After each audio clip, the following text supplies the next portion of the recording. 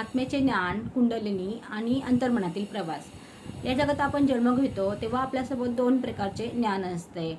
एक असते जन्मानंतर शिक्षण, अनुभव, समाज आणि परिस्थितीतून मिळालेले ज्ञान, आणि दुसरे असते ते आत्म्याचे ज्ञान. शिक्षणातून मिळालेले ज्ञान आपल्याला बाह्य जग समजून घ्यायला मदत करते. शाळा, महाविद्यालय, पुस्तके आणि जीवनातील अनुभव आपल्याला व्यवहार ज्ञान देतात.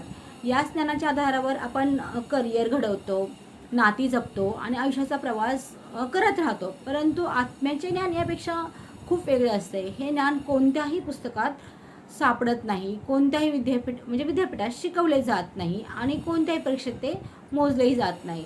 हे ज्ञान आपल्या अंतरंगात सुप्त स्वरूपात असते. माझ्या अनुभवातून सांगायचे झाले तर कुंडलिनी जागृतीच्या प्रवासाने मला या आत्मज्ञानाची एक वेगळीच ओळख करून दिली.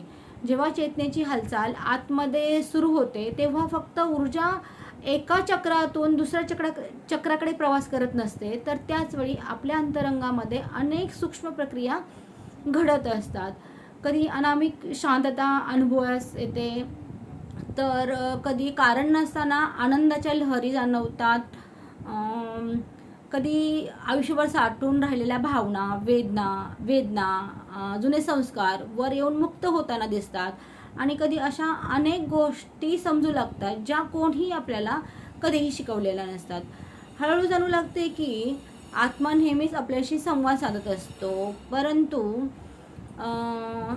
तो सतत संवाद साधत असतो, तो सतत आपल्याला दिशाही दाखवत असतो, परंतु मनातील विचारांचा घोंगाट, भीती, अपेक्षा आणि जगातील धावपळ यामध्ये त्याचा आवाज आपल्याला ऐकूच येत नाही.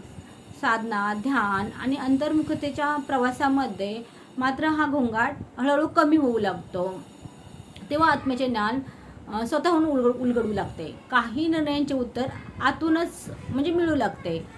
काही व्यक्ती आपल्या आयुष्यात का आल्या, काही घटना आपल्याबरोबर का घडल्या आणि काही कठीण प्रसंगाचा अर्थ त्या काय होता हे आपल्याला हळूहळू समजू लागते. मला अनेकदा असे वाटते की आत्म्याचे ज्ञान हे भविष्य सांगत नाही, पण योग्य दिशेने आपल्याला चालण्यासाठी आवश्यक असलेला प्रकाश नक्कीच दाखवते. कुंडलिनी जागृती म्हणजे केवळ ऊर्जेचा अनुभव नाही, ती स्वतःला ओळखण्याची प्रक्रिया आहे.